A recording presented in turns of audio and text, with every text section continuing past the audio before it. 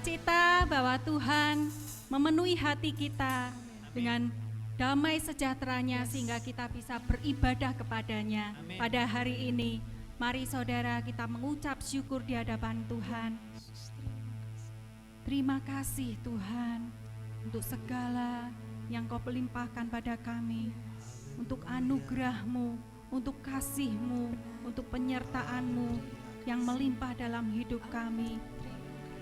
Sungguh Tuhan, tak terhitung kebaikan-Mu.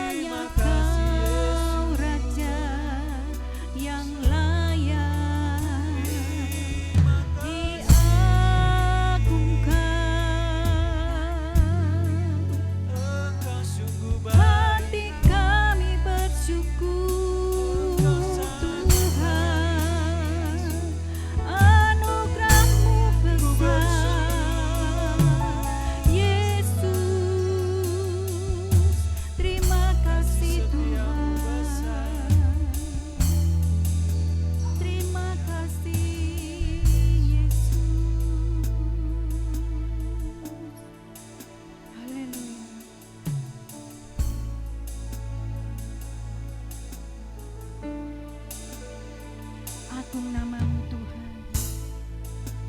Terima kasih kami mengucap syukur di hadapan-Mu Tuhan.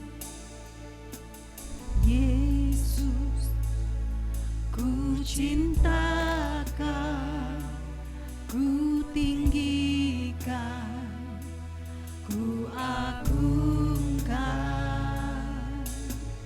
Aku kan memuji-Mu baik di dalam suka dan duka.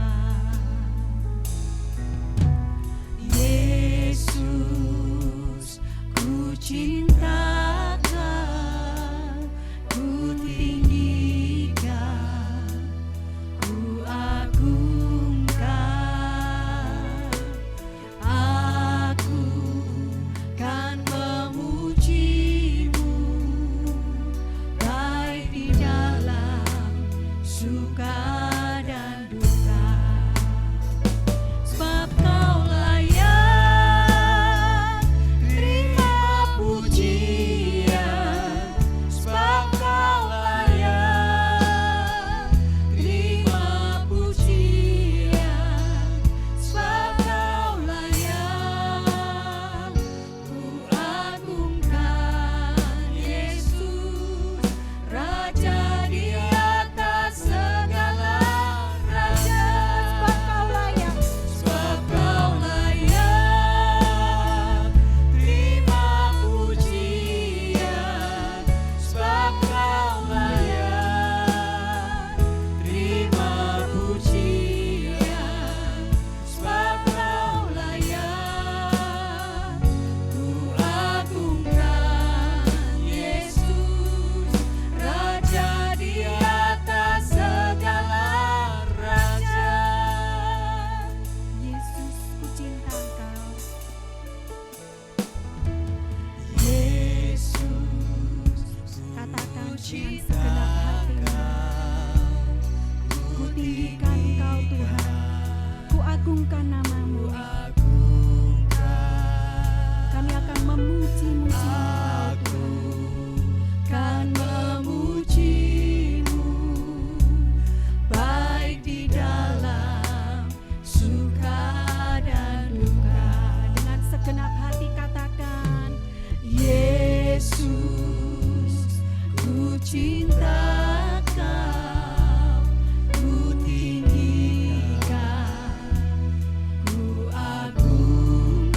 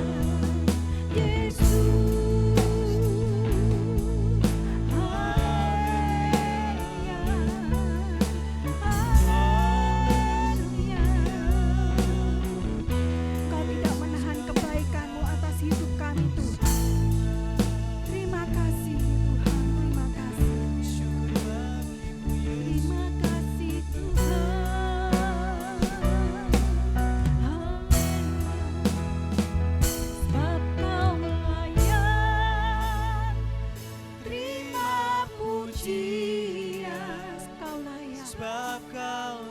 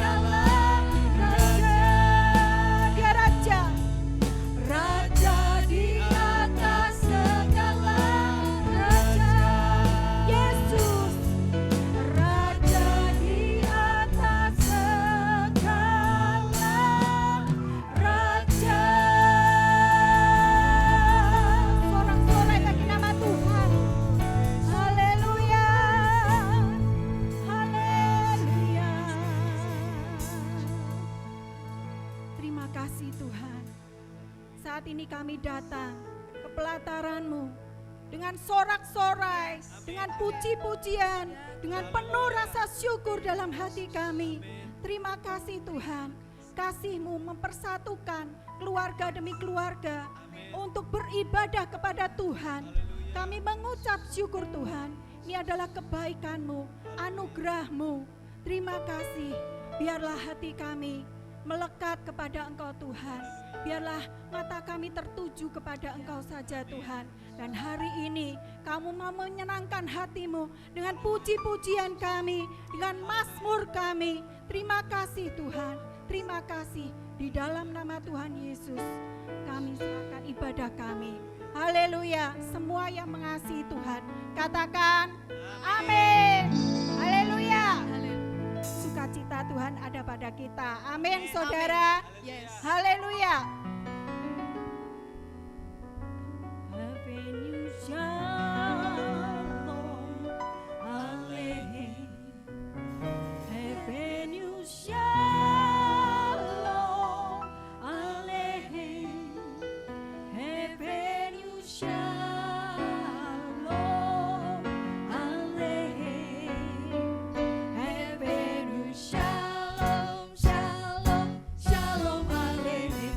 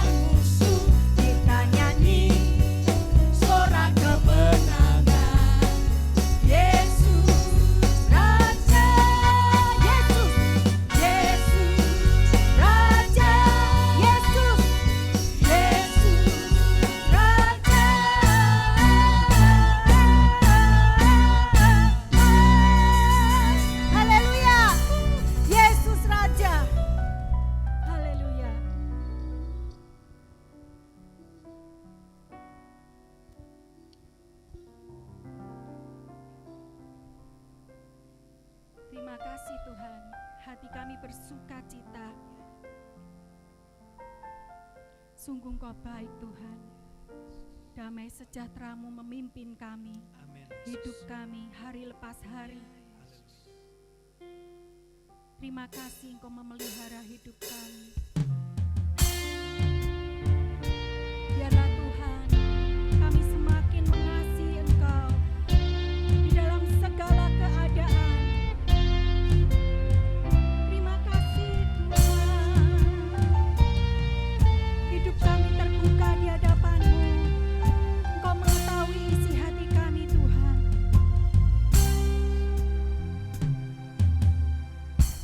Ujilah aku Tuhan, cobalah aku Tuhan, selidiki hatiku dan batinku, mataku tertuju padamu. Aku cinta padamu Tuhan. Aku rindu hadirat-Mu Tuhan. Aku ingin selalu dekat padamu, menikmati kehadiran-Mu. Ku nyanyi Hosana,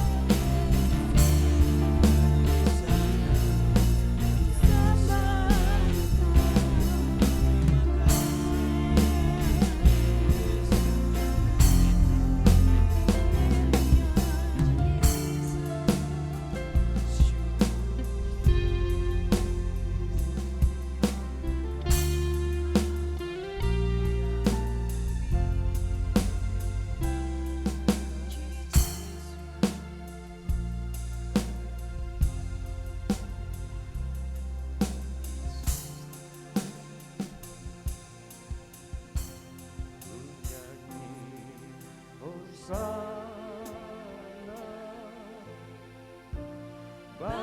Rajaku yang duduk di tahta,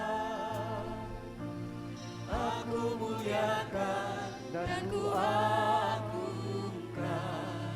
Kau layak disembah. Ku nyanyi Hosana, ku nyanyi Hosana. Kita berdiri bersama-sama sembah Dia. Rajaku yang duduk di tahta, aku muliakan dan ku agungkan. Kau layak disembah, kau layak disembah, yang disembah, engkau layak disembah.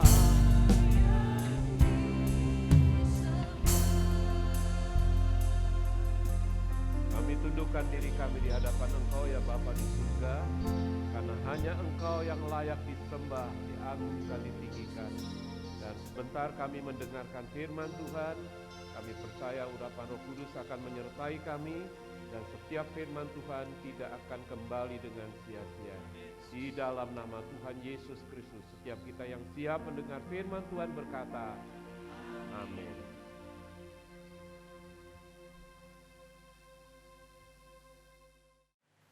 Shalom jemaat Tuhan yang dikasihi Tuhan, selamat berjumpa kembali dalam ibadah online pada hari ini. Hari ini kita berada pada tanggal 20 September tahun 2020. Puji Tuhan, meskipun kita masih ibadah online, saya percaya Tuhan menyertai kita, baik keluarga kita atau pribadi kita, bahkan pekerjaan kita, Tuhan menyertai kita. Dan firman kudus hari ini saya beri judul adalah ucapan syukur dalam kitab Ayub. Mari kita akan bersama-sama menyatakan kesiapan kita berdiri dan mengangkat Alkitab kita.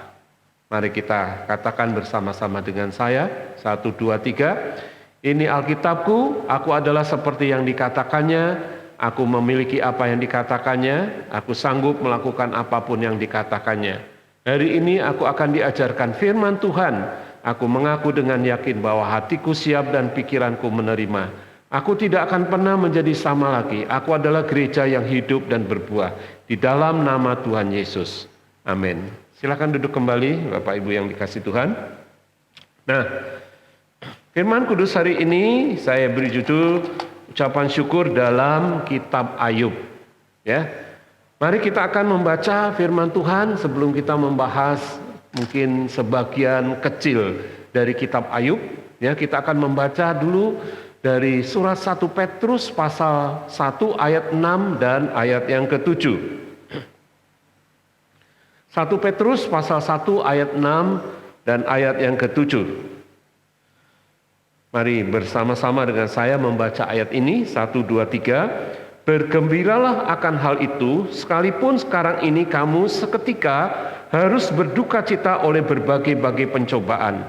Maksud semuanya itu ialah untuk membuktikan kemurnian imanmu yang jauh lebih tinggi nilainya daripada emas yang fana, yang diuji kemurniannya dengan api, sehingga kamu memperoleh puji-pujian dan kemuliaan dan kehormatan pada hari Yesus Kristus menyatakan dirinya. Amin. Firman Tuhan mengatakan bahwa bergembiralah. Bergembira dalam hal apa? Dikatakan sekalipun kamu harus berduka cita di dalam berbagai pencobaan. Ya, ada sesuatu yang paradoks, saudara. Dikatakan berduka cita di dalam pencobaan, tapi kita harus bergembira. Nah, firman kudus hari ini akan mengajarkan kepada kita melalui kehidupan dari Ayub. Mari kita akan melihat lebih dahulu tujuan pembahasan kita. Saudara, tujuan pembahasan kita hari ini adalah untuk menyiapkan setiap hati kita agar kita bisa mengucap syukur dalam segala sesuatu. Seperti yang difirmankan oleh Tuhan melalui 1 Tesalonika 5 ayat 18 mengatakan mengucap syukurlah dalam segala hal. Karena itulah yang dikehendaki Allah di dalam Kristus Yesus bagi kamu. Jadi hati kita perlu disiapkan, saudara. Mungkin kita berpikir, kalau kita sudah percaya kepada Tuhan, mestinya saya tidak dapat pencobaan dong. Ya. Tapi nyatanya bahwa meskipun kita sudah percaya kepada Tuhan, pencobaan itu tidak pernah lepas dari hidup kita, saudara. Apapun bentuknya, apapun mungkin masalahnya bisa terjadi di dalam hidup kita. Nah, kemudian tujuan yang kedua untuk menyatakan kepada kita bahwa firman Tuhan itu benar, saudara. Kalau kita mengucap syukur kepada Tuhan, maka akan terjadi pemulihan. Ya, pemulihan itu terjadi di dalam hidup kita. Nah, karena itu mari kita akan melihat di dalam pembahasan firman Tuhan pada hari ini. Ya, saudara, saya akan membahas sebagian kecil dari kitab Ayub. Ya, nah, kisah Ayub yang ditulis di dalam Alkitab, dalam buku Ayub, itu adalah merupakan sebuah kisah nyata. Ya, nah, karena ini merupakan sebuah kisah nyata, maka ini bisa dijadikan sebagai contoh, saudara. Mari kita akan membaca sebuah ayat di dalam Yakobus pasal 5 ayat yang ke-11. Dikatakan di situ, sesungguhnya kami menyebut mereka berbahagia, yaitu mereka yang telah bertekun. Kamu telah mendengar tentang ketekunan Ayub, dan kamu telah tahu apa yang pada akhirnya disediakan Tuhan baginya. Karena Tuhan Maha Penyayang dan penuh belas kasihan. Di dalam ayat ini, saudara, Yakobus mengutip tentang Ayub. Dia berkata, kamu telah mendengar tentang ketekunan Ayub. Bagaimana Ayub bertekun di dalam pencobaan, di dalam penderitaan.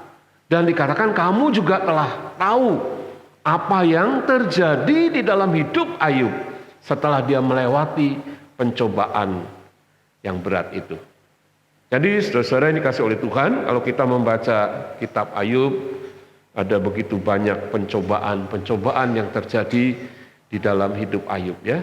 Saudara, sampai-sampai ada orang yang pernah berkata bahwa kayaknya Ayub itu bukan sebuah cerita nyata. Mana mungkin ada orang bisa kuat seperti itu. Saudara, tapi kalau Alkitab mengutip sebagai contoh, sebagai teladan, mestinya hal ini adalah merupakan sebuah kisah nyata. Nah, hari ini kita akan berbicara mengenai apa saja, ya, apa saja yang dikatakan oleh Ayub dalam masa penderitaannya. Nah, ini dari situ kita akan belajar, saudara. Mari kita akan melihat. Hari ini adalah perkataan-perkataan Ayub yang baik yang dituliskan di dalam kitab Ayub.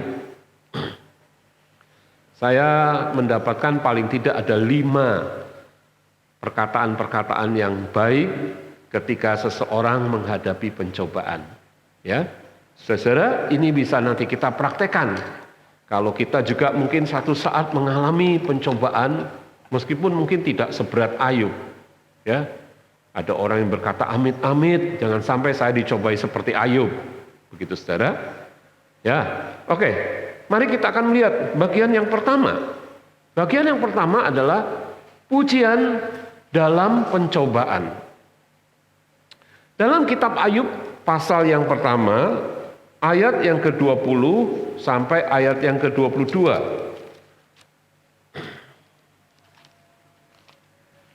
Kitab Ayub pasal 1 ayat 20 dan 22, saya bacakan ya saudara dari Alkitab kita.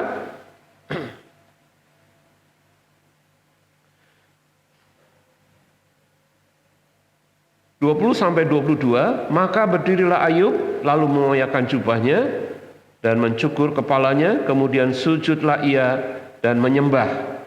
Katanya, dengan telanjang aku keluar dari kandungan ibuku, dengan telanjang juga aku akan kembali ke dalamnya. Tuhan yang memberi, Tuhan yang mengambil. Berpujilah nama Tuhan. Dalam kesemuanya itu Ayub tidak berbuat dosa dan tidak menuduh Allah berbuat yang kurang patut. Jadi dalam ayat yang barusan kita baca ada perkataan-perkataan yang diucapkan pada waktu mengalami pencobaan. Ya, yaitu dikatakan Tuhan yang memberi, Tuhan yang mengambil, terpujilah nama Tuhan. Apa sih yang dialami Ayub? Kalau kita membaca di dalam pasal 1, saudara, ya di situ dikatakan pencobaan begitu berat. Bayangkan saudaraku, anak-anaknya pada waktu itu, pada hari itu meninggal dunia semua. Kita bisa membacanya di Ayub pasal 1 ya. Saudara, saya tidak ceritakan secara mendetail. Lalu ada kabar juga bukan cuma anaknya mati, saudaraku, tapi juga harta bendanya dirampas orang. Kekayaannya dirampas orang. Bahkan ada sebagian kekayaannya terbakar. Jadi saudara, ini satu pencobaan yang begitu berat yang dialami oleh Ayub. Jadi hartanya pada hari itu semuanya ludes.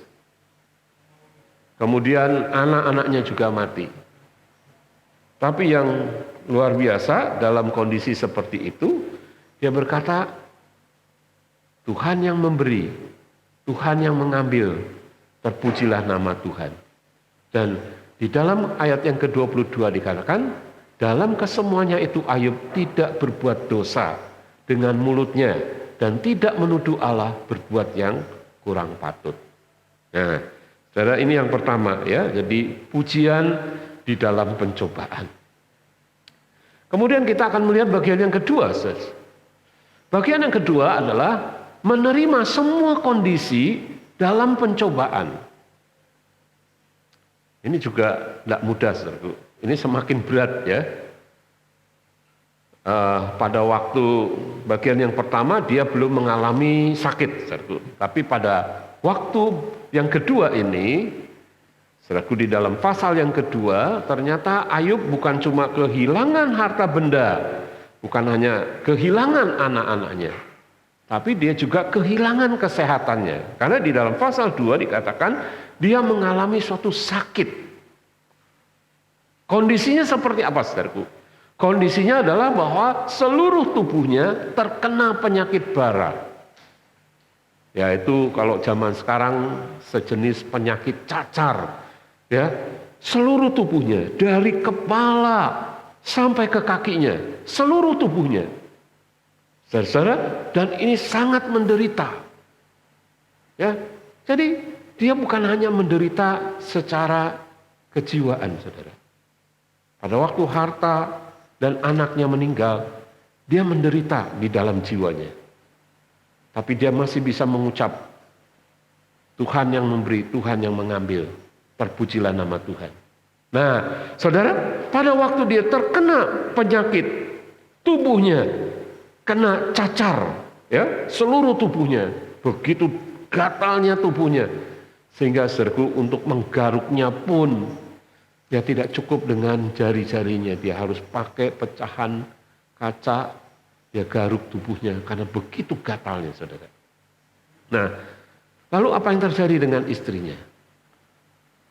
Ternyata istrinya, saudaraku, mengajari Ayub yang enggak-enggak. Istrinya berkata, hai Ayub, masihkah engkau tetap tekun menyembah kepada Tuhan? Kutukilah Tuhanmu dan matilah engkau. Bisa seperti itu, saudaraku. Dia betul-betul diajak oleh istrinya untuk mengutuki Tuhan.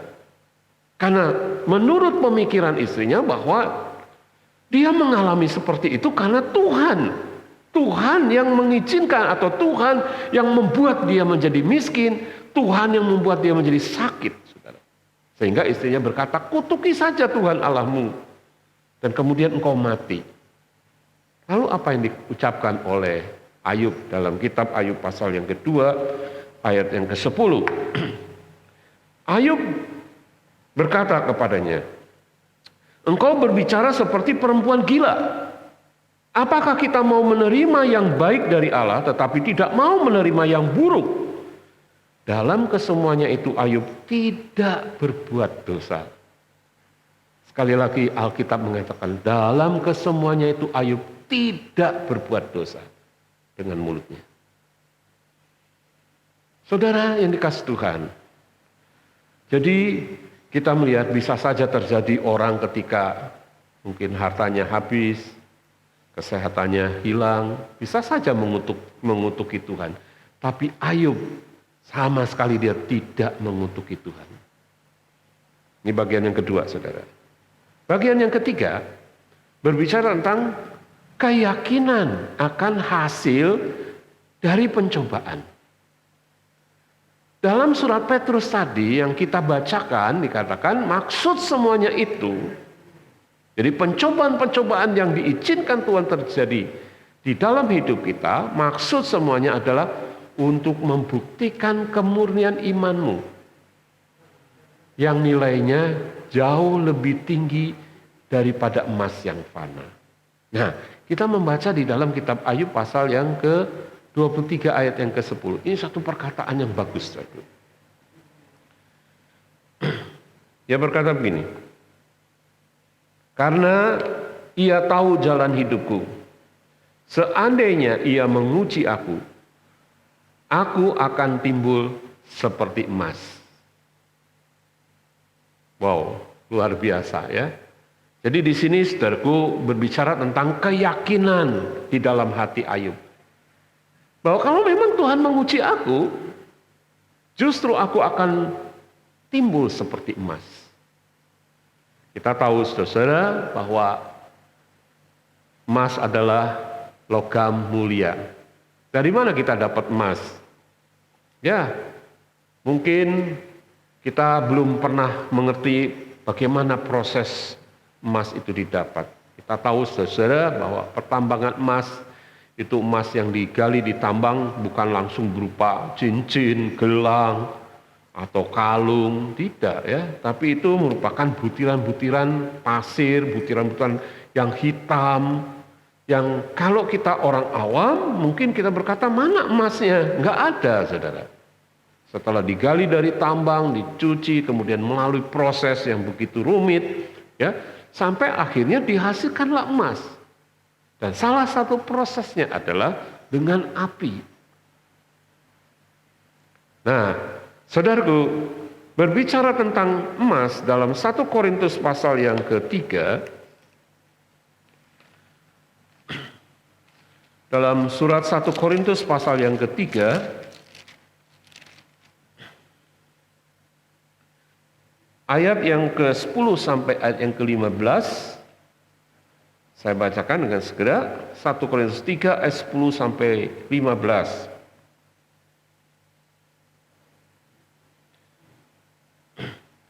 Sesuai dengan kasih karunia Allah yang dianugerahkan kepadaku, aku sebagai seorang ahli bangunan yang cakap telah meletakkan dasar dan orang lain membangun terus di atasnya. Tetapi tiap-tiap orang harus memperhatikan bagaimana ia harus membangun di atasnya. Karena tidak ada seorang pun yang dapat meletakkan dasar lain daripada dasar yang telah diletakkan, yaitu Yesus Kristus. Entahkah orang membangun di atas dasar itu dengan emas, perak, batu permata, kayu, rumput kering, atau jerami. Sekali kelak pekerjaan masing-masing orang akan nampak, karena hari Tuhan akan menyatakannya, sebab ia akan nampak dengan api, dan bagaimana pekerjaan masing-masing orang akan diuji oleh api itu. Jika pekerjaan yang dibangun seseorang Tuhan uji, ia akan mendapat upah. Jika pekerjaannya terbakar, ia akan menderita kerugian. Tetapi ia sendiri akan diselamatkan, tetapi seperti dari dalam api. Nah, Rasul Paulus memberitahukan kepada kita, saudaraku, bahwa setelah kita percaya kepada Tuhan, kita harus mengalami suatu pertumbuhan. Ya, suatu pertumbuhan. Jadi kita tidak membiarkan diri kita setelah kita percaya, ditebus, dibenarkan oleh Tuhan, lalu kita berkata, oh puji Tuhan saya sudah selamat. Tidak, saudaraku. Tapi kita harus mengalami satu pertumbuhan yang diibaratkan di sini dikatakan seperti membangun sebuah bangunan. Nah, kita membangun ini, Rasul Paulus berkata dengan apa kita membangun? rumah kita, rumah rohani kita. Ada 6 macam jenis bahan, 3 jenis bahan mulia, 3 jenis bahan yang tidak mulia. Bahan yang mulia adalah emas, perak, batu permata. Bahan yang tidak mulia adalah kayu, rumput kering, dan jerami. Dan Rasul Paulus berkata, dengan apa kita membangun? Saudaraku, kalau kita membangun dengan emas, perak, permata, dikatakan itu akan tahan uji. Tapi kalau kita membangun dengan kayu, rumput kering, dan jerami, pasti terbakar. Nah, salah satu bahan bangunan yang mulia adalah emas. Dan itu berbicara tentang sifat atau karakter Allah, Allah Bapa. Ya, perak adalah gambaran daripada karakter Yesus Kristus, penebusan oleh Yesus Kristus. Dan permata itu adalah gambaran daripada karunia-karunia Roh Kudus. Ya, seperti batu permata. Jadi seperti kasih, sukacita, damai sejahtera, sabaran, kemurahan, itu adalah merupakan karya Roh Kudus. Dan itu karya Roh Kudus itu seperti batu permata yang begitu indah. Jadi kalau kita, saudaraku, terus membangun di atas dasar Yesus Kristus dengan karakter ilahi, dengan karakter Allah Bapa, dengan karakter anak Allah, dan karakter daripada Roh Kudus, maka kita akan menjadi bangunan yang mulia. Hidup kekristenan kita tidak berhenti di tahap percaya saja, tapi hidup kita terus berubah, bertumbuh ke arah Kristus. Dan itu melalui proses, saudara. Nah, puji Tuhan ya. Jadi Ayub mempunyai satu keyakinan bahwa kalau aku diuji, ada hasil yang akan aku nikmati. Ayat ini sungguh sangat menginspirasi setiap kita, saudara. Karena ia tahu jalan hidupku. Seandainya dia menguji aku, maka aku akan timbul seperti emas. Saya berharap bahwa setiap kita mengalami satu pertumbuhan rohani. Sehingga ketika kita mungkin mengalami pencobaan-pencobaan dalam hidup kita, kita akan timbul seperti emas. Bagian yang keempat. Bagian yang keempat adalah keyakinan pada rencana Tuhan yang tidak pernah gagal. Ya, saudara, meskipun di dalam kitab Ayub, ya kadang Ayub ada saatnya juga mengeluh ketika dia berhadapan dengan teman-temannya, karena dia seperti diteror oleh teman-temannya, saudaraku, ya kesal juga hatinya. Tapi saudaraku, ketika dia kembali kepada Tuhan, lalu dia mempunyai satu keyakinan. Keyakinannya bukan hanya keyakinan bahwa Tuhan punya rencana yang baik di dalam hidupnya. Tuhan bahwa kalau dia diuji akan menjadi seperti emas, tapi dia juga yakin akan rencana Tuhan. Saudara, saya mau memberitahu kepada saudara juga bahwa setiap kita yang percaya kepada Tuhan, Tuhan membuat rencana baru di dalam hidup saudara. Rencana-rencana yang indah di dalam hidup kita. Bahwa kita bukan hanya hidup untuk diri kita sendiri saja, tapi Tuhan punya rencana bahwa kita hidup untuk orang lain juga. Dan saya telah menyadari itu. Bahwa ketika Tuhan membuat saya percaya kepadanya, Tuhan kembali membuat rencana baru di dalam hidup saya, supaya saya hidup jangan buat diri saya sendiri, tapi saya boleh belajar hidup bagi orang lain, menjadi berkat bagi orang lain. Nah, dalam kitab Ayub pasal yang ke-42 ayat yang kedua, ini pasal yang terakhir, saudara-saudara, dia berkata begini, aku tahu bahwa engkau sanggup melakukan segala sesuatu dan tidak ada rencanamu yang gagal. Luar biasa ya, saudara. Ini adalah ucapan orang ketika dia masih ada di dalam pencobaan. Tapi karena dia mempunyai satu iman yang teguh kepada Tuhan, Dia mengucapkan kalimat ini. Aku tahu engkau sanggup melakukan segala sesuatu dan tidak ada rencanamu yang gagal. Siapa yang bisa menggagalkan rencana Tuhan atas hidup kita? Bahkan ketika kita menyerahkan hidup kita kepada Tuhan, diri kita sendiri pun tidak bisa menggagalkannya. Tuhan akan terus memimpin hidup kita sampai terlaksana apa yang menjadi rencana Tuhan di dalam hidup kita. Ada sebuah ayat di dalam kitab Yeremia pasal yang ke-29 ayat yang ke-11 mengatakan, sebab aku ini mengetahui rancangan-rancangan apa yang ada padaku mengenai kamu. Demikianlah firman Tuhan, yaitu rancangan damai sejahtera dan bukan rancangan kecelakaan, untuk memberikan kepadamu hari depan yang penuh harapan. Luar biasa.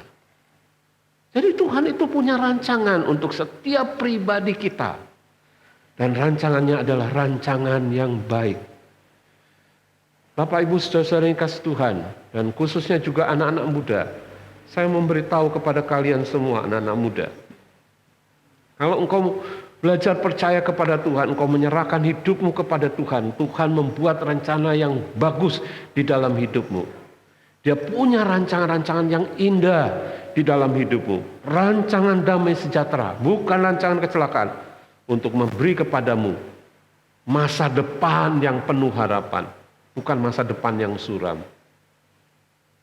Luar biasa bukan? Saya percaya bahwa tidak ada di antara kita yang kepingin masa depan kita suram. Ya, percayakan hidupmu kepada Tuhan. Nah, saudaraku, ini yang keempat.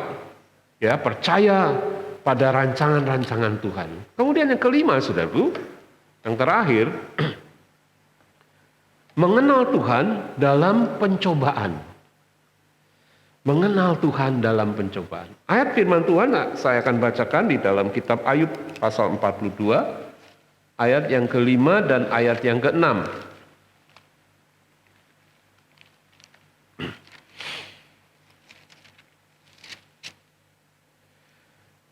Kitab Ayub pasal 42 ayat 5 dan 6. Hanya dari kata orang saja aku mendengar tentang engkau.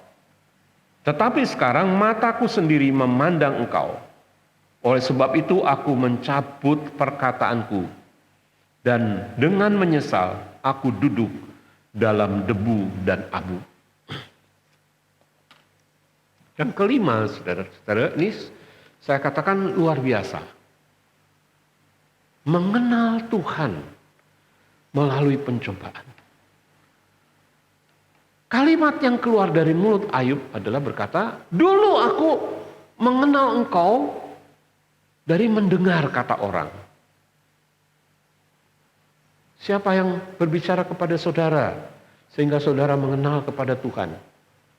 Mungkin itu orang tuamu, mungkin itu suamimu, mungkin itu istrimu, mungkin itu anakmu, atau pendeta atau siapa yang berbicara tentang Tuhan sehingga engkau mengenal kepada Tuhan. Ya. Dan engkau akan berkata bahwa aku mengenal Tuhan dari si A, dari si B, dari si C. Ayub juga begitu, saudaraku. Dia berkata, dulu aku ini tahu engkau itu dari kata orang, tetapi sekarang mataku sendiri memandang engkau. Aku tahu sekarang, bukan lagi kata orang, tapi aku ngalami Tuhan di dalam hidup. Nah, saudara-saudara, ada satu ayat lagi di dalam Ayub pasal yang ke-19 ayat 27 sampai ayat 25. Di sini berkata, tetapi aku tahu penebusku hidup dan akhirnya ia akan bangkit di atas debu. Juga sesudah kulit tubuhku sangat rusak, tanpa dagingku pun aku akan melihat Allah. Yang aku sendiri akan melihat memihak kepadaku. Mataku sendiri menyaksikannya, bukan orang lain. Hati sanubariku merana karena rindu. Nah, saudara, katakan aku tahu, penebusku hidup. Dan ia akan bangkit dari kematian, dia akan bangkit dari debu. Bayangkan saudaraku. Di sini kita melihat Ayub mempunyai satu pengenalan kepada Tuhan, Tuhan yang bangkit. Pada waktu Ayub hidup, dia belum pernah mendengar tentang nama Yesus, nama yang mati kemudian bangkit kembali pada hari yang itu. Belum pernah. Tapi saudara, dengan mata iman, ketika dia percaya kepada Tuhan, dia bisa mengucapkan kata-kata nubuatan itu. Dia berkata, aku tahu penebusku hidup. Dan dia bangkit dari kematian. Artinya apa, saudaraku? Dia mengenal kepada Tuhan. Nah, saudaraku, jadi kita melihat di sini bahwa Tuhan bisa memakai berbagai macam cara supaya manusia bisa mengenal kepada Tuhan. Mungkin melalui peristiwa hari ini, di mana kita mengalami pandemi corona yang begitu hebat, ya. Saudaraku, bagaimana dengan kita? Apakah melalui peristiwa ini kita semakin mengenal kepada Tuhan, atau justru kita semakin jauh dari Tuhan? Saudaraku, hati-hati. Ya, biarlah peristiwa-peristiwa yang terjadi hari-hari ini justru membuat kita itu mengenal kepada Tuhan. Ya, jangan sampai justru dengan peristiwa-peristiwa yang terjadi kita semakin berkata, aku tidak kenal Tuhan. Saudara, ini berbahaya sekali. Ya, jadi kita melihat di sini, saudara, dalam kitab Ayub ini ada 5 perkataan yang bisa mendorong kita atau membangun kita ketika kita mengalami pencobaan-pencobaan di dalam hidup kita. Ya, nah, saudaraku, kita tahu bahwa ketika Ayub berkata dalam kitab Ayub tadi pasal yang ke-42, bahwa dia sekarang mengenal kepada Tuhan, lalu dia berkata, ya, aku mencabut semua perkataanku, aku mencabut, dan sekarang aku duduk dalam debu dan abu. Artinya dia mengalami atau melakukan suatu pertobatan, saudara. Dia melakukan suatu pertobatan. Dia melihat Tuhan di dalam pencobaan. Ya, jadi apa yang dia ambil sikap ketika dia menyadari akan hal itu? Dia bertobat, saudaraku. Dia duduk dalam abu dan debu.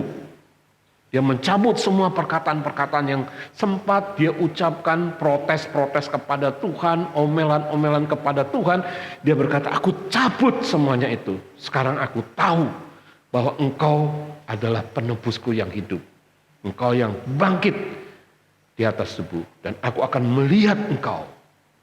Luar biasa, saudaraku. Dan kita tahu setelah Ayub mencabut semua perkataannya, lalu Tuhan memulihkan Ayub. Tuhan berkata kepada teman-teman Ayub, kamu harus datang kepada Ayub, kamu harus minta ampun kepada Ayub, bawa persembahan kepada Ayub, biar Ayub mempersembahkan korban, supaya dosa-dosa kalian itu diampuni. Sungguh luar biasa, saudaraku.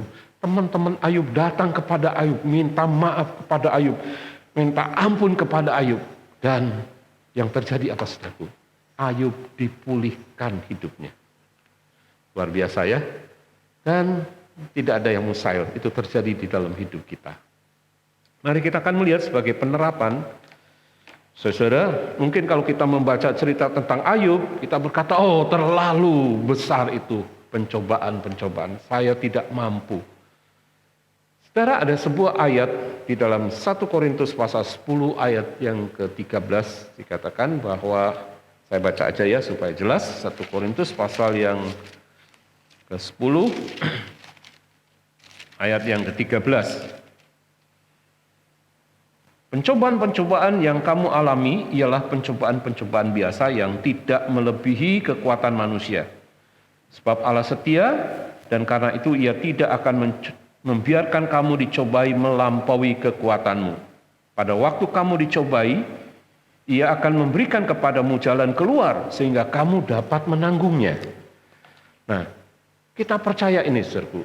Jadi ketika Tuhan mengizinkan pencobaan terjadi kepada Ayub, Tuhan tahu bahwa kemampuan Ayub untuk memikul itu sanggup.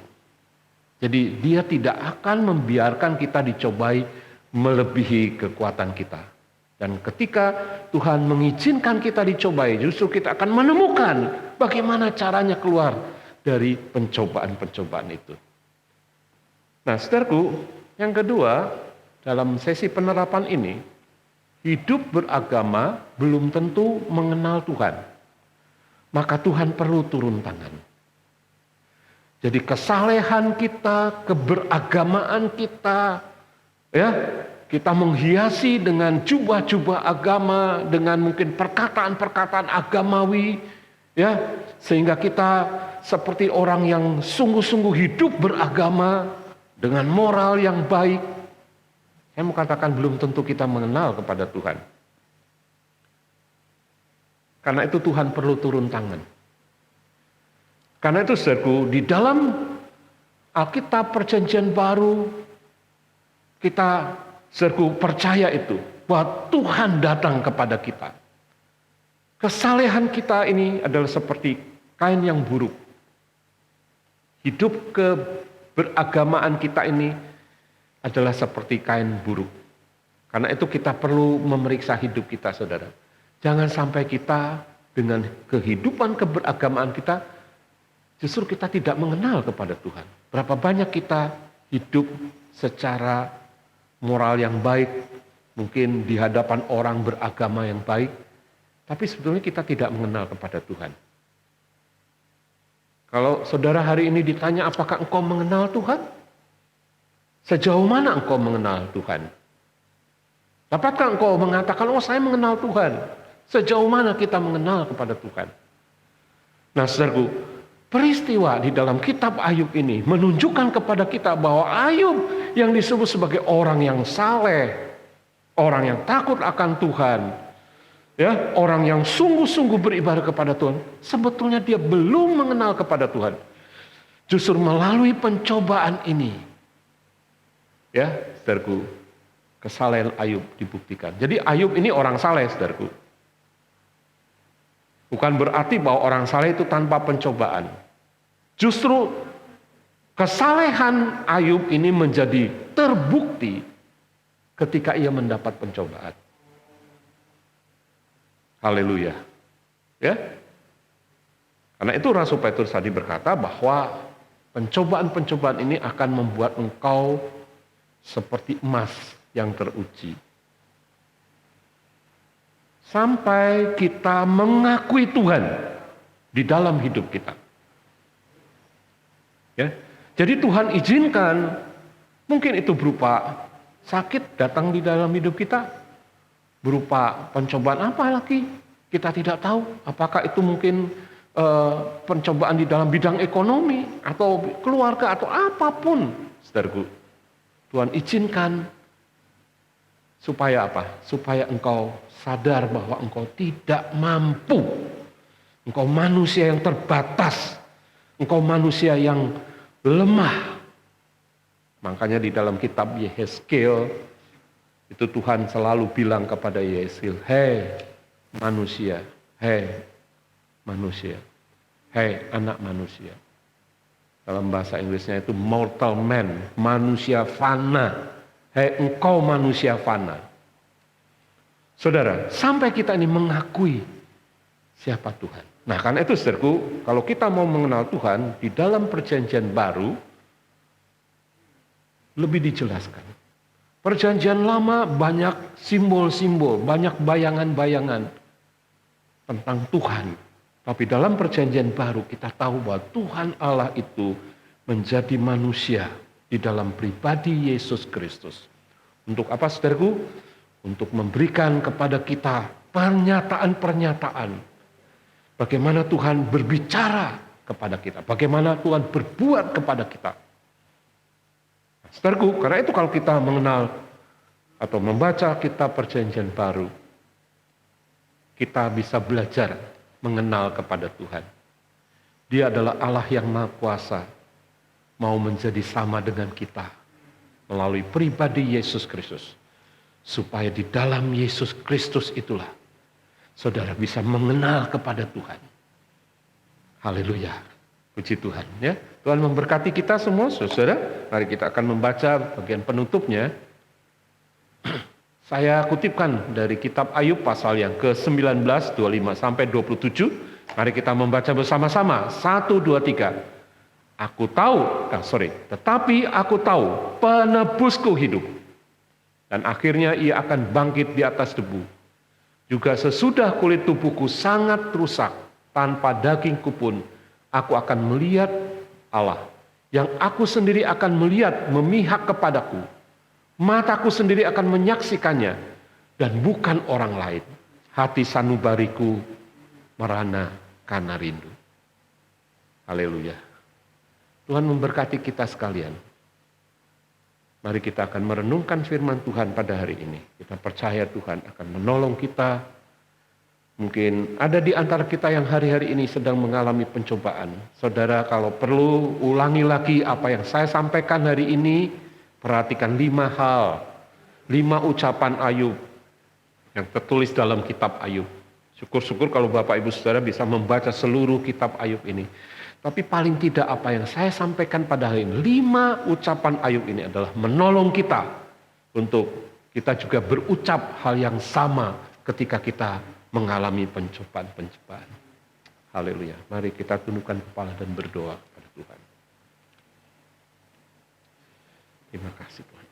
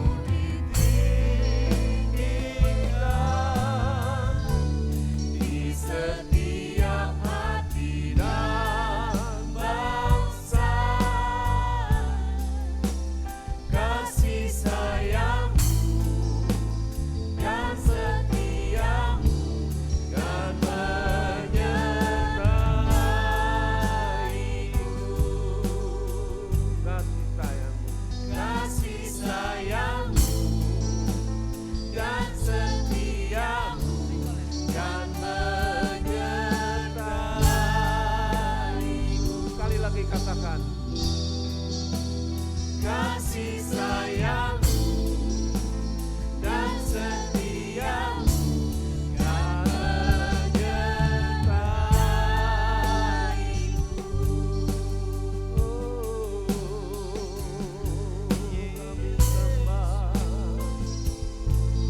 Kami sembah Engkau Tuhan.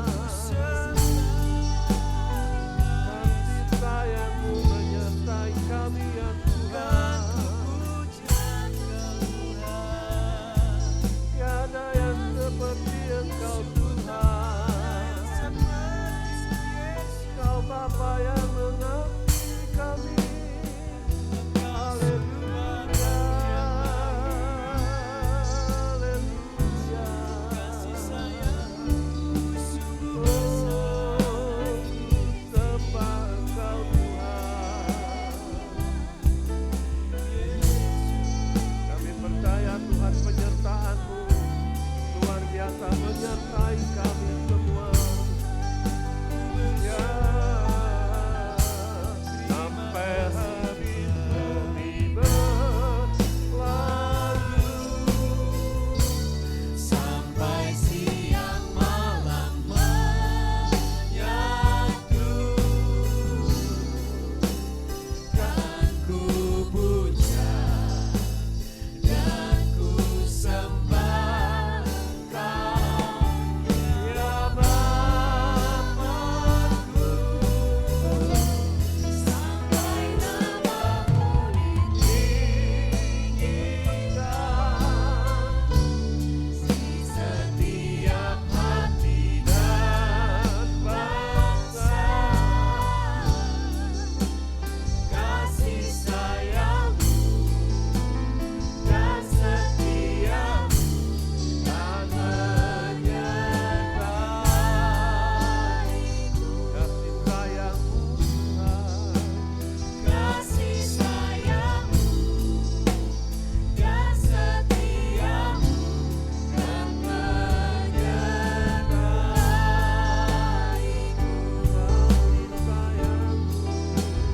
Kasih sayang-Mu dan setiamu kan menyertaiku. Terima kasih Bapa di surga, kami percaya Tuhan anugerah-Mu itulah yang membuat kami bersyukur kepada Engkau. Dan hari ini kami semua bersama-sama dengan jemaat Tuhan, dimanapun kami berada, hari ini kami naikkan syukur kami kepada Engkau Tuhan. Engkau telah melakukan perbuatan-perbuatan yang besar, yang tidak terduga, yang begitu dalam Tuhan. Karena itu biar hati kami dipenuhi dengan ucapan syukur kepada Engkau. Terima kasih Tuhan, setiap firman Tuhan yang kami dengar, Engkau meteraikan di dalam setiap hati kami. Di dalam nama Tuhan Yesus, kami mengucap syukur dan berdoa. Semua kita yang percaya dan mengasihi Tuhan berkata, amin. Mari kita siapkan persembahan kita buat Tuhan dan kita mau angkat kehadirat Tuhan. Bapa, di dalam nama Tuhan Yesus Kristus, kami bawa persembahan kami Tuhan sebagai ucapan syukur kami atas kebaikan-kebaikan Tuhan dan pemeliharaan Tuhan di dalam hidup kami.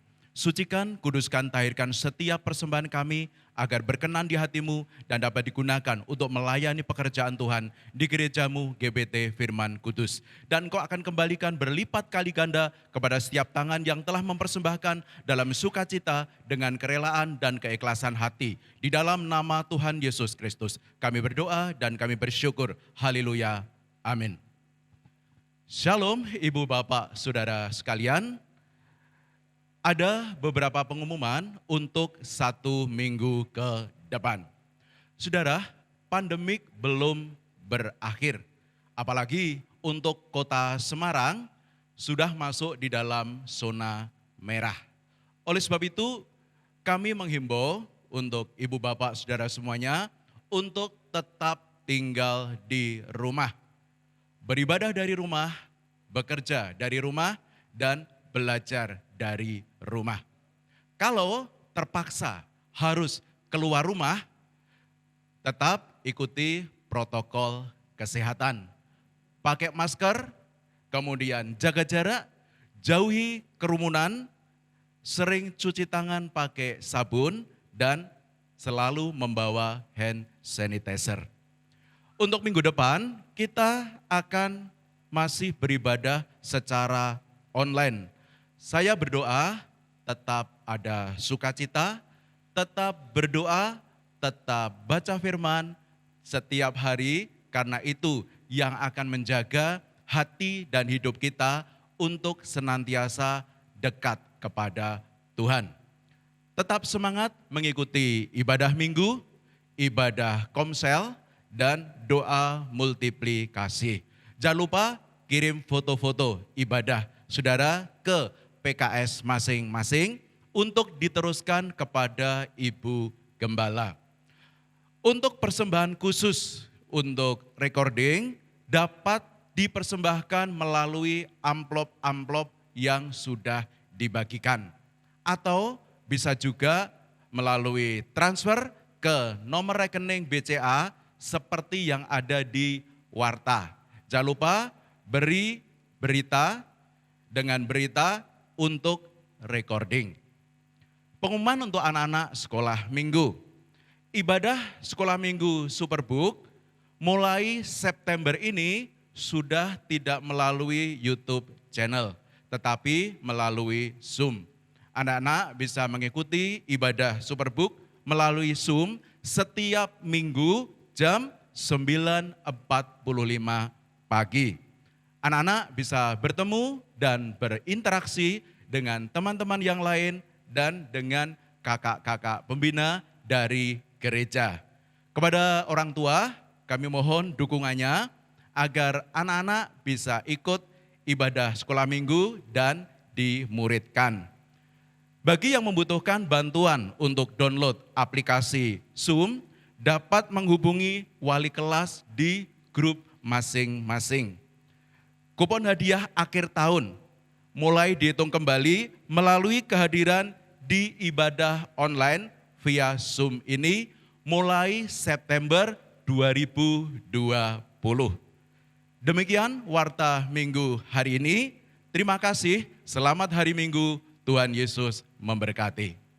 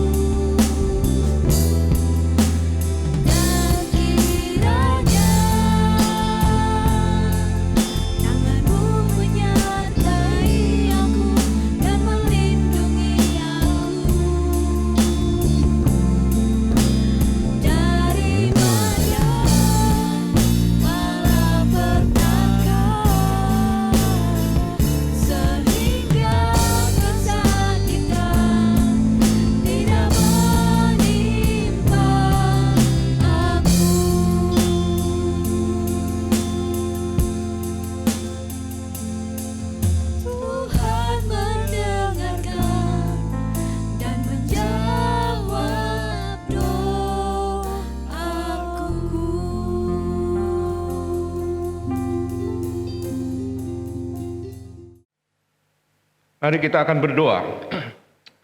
Padamu ya Tuhan aku berlindung, janganlah sekali-kali aku mendapat malu. Lepaskanlah aku dan luputkanlah aku oleh karena keadilan-Mu. Sendengkanlah telingamu kepadaku dan selamatkanlah aku. Jadilah bagiku gunung batu, tempat berteduh, kubu pertahanan untuk menyelamatkan aku. Sebab Engkaulah bukit batuku dan pertahananku. Ya Allahku, luputkanlah aku dari tangan orang fasik, dari cengkraman orang-orang lalim dan kejam. Sebab Engkaulah harapanku ya Tuhan, kepercayaanku sejak masa muda ya Allahku. Diberkatilah Engkau pada waktu masuk dan diberkatilah Engkau pada waktu keluar. Dan Tuhan memerintahkan berkat di dalam lumbungmu dan di dalam segala usahamu. Tuhanlah yang menetapkan kita untuk menjadi umat-Nya yang kudus. Dan Tuhan melimpahi kita dengan segala kebaikannya. Tuhan mengangkat kita menjadi kepala dan bukan ekor. Dan kita akan tetap naik bukan turun. Terpujilah Tuhan kekal selama-lamanya. Mari jemaat Tuhan, kita mengangkat kedua tangan kita mengarahkannya kepada Tuhan. Tuhan memberkati engkau dan melindungi engkau. Tuhan menyinari engkau dengan wajah-Nya dan memberi engkau kasih karunia. Tuhan menghadapkan wajah-Nya kepadamu dan memberi engkau damai sejahtera di dalam nama Bapa, Putra, dan Roh Kudus, yaitu dengan nama Tuhan Yesus Kristus. Semua kita yang percaya dan mengasihi Tuhan, sama-sama katakan amin. Amin. Tuhan memberkati kita semua, Bapak Ibu Saudara sekalian, sampai berjumpa kembali pada kesempatan yang akan datang. Haleluya.